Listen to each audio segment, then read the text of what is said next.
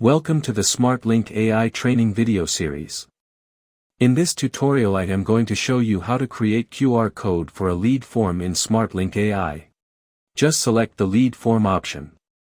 Now you are in data entry section. Add form name.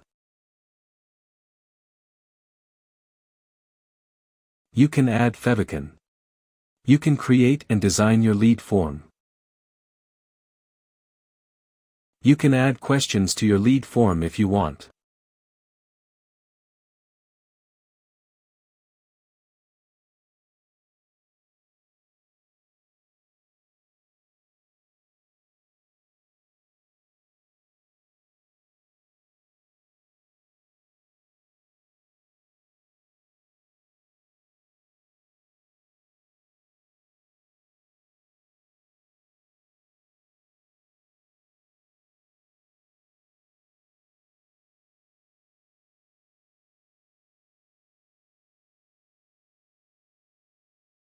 You can design your QR according to your choice.